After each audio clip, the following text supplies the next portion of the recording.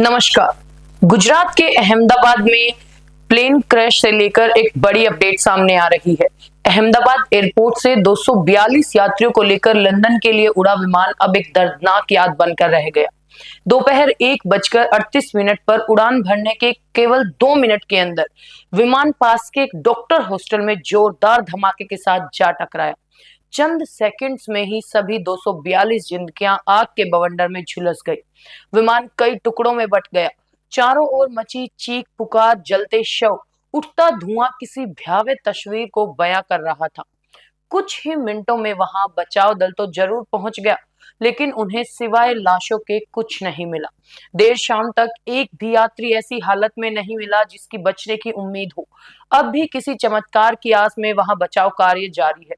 इसी विमान में गुजरात के पूर्व सीएम विजय रूपाणी भी सवार थे। वही जिस हॉस्टल से विमान टकराया उसमें भी करीब 50 डॉक्टर लंच के लिए आए हुए थे, जिसमें से 15 गंभीर घायल हुए हैं। अब सभी की जुबान पर एक ही सवाल है कि उड़ान भरने के केवल 2 मिनट के अंदर ही ऐसा क्या हुआ जो बोइंग जैसा बड़ा विमान आग का गोला बन गया। क्या ये तकनीकी खराबी थी, क्या मानव त्रुटि, या फिर सिस्टम में कोई बड़ी चूक। ये विमान एयर इंडिया का बोइंग 787 ड्रीम लाइनर था। हादसे के वक्त विमान में 242 लोग सवार थे, 230 यात्री और 12 क्रू मेंबर्स। इनमें 169 भारतीय, 53 ब्रिटिश, 7 पुर्तगाली और 1 कनाडाई नागरिक थे।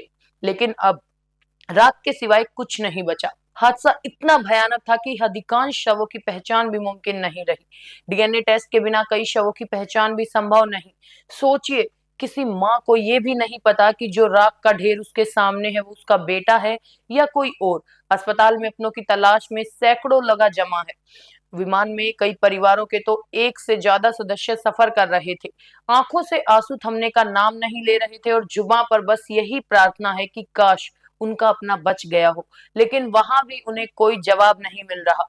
पूर्व सीएम विजय रूपाणी की सलामती के लिए भी कई घंटे तक उनके घर पर महामृत्युंजय का पाठ चलता रहा, बस इस आस में कि कोई चमत्कार होगा। हालांकि अभी तक मलबे से गुजरात सरकार ने मृतकों और घायलों के परिजनों की सुविधा के लिए हेल्पलाइन नंबर 9978405304 और 0792325190 जारी किए हैं।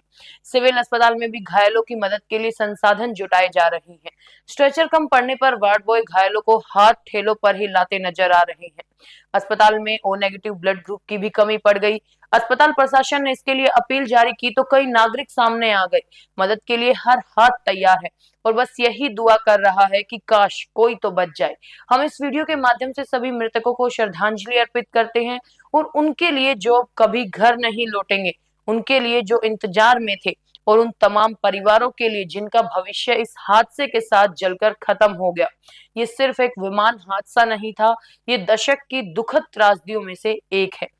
अब सब यही उम्मीद है कि इस विमान हादसे की निष्पक्ष और तेजी से जांच होगी ताकि भविष्य में इस तरह की त्रासदियों से बचा जा सके।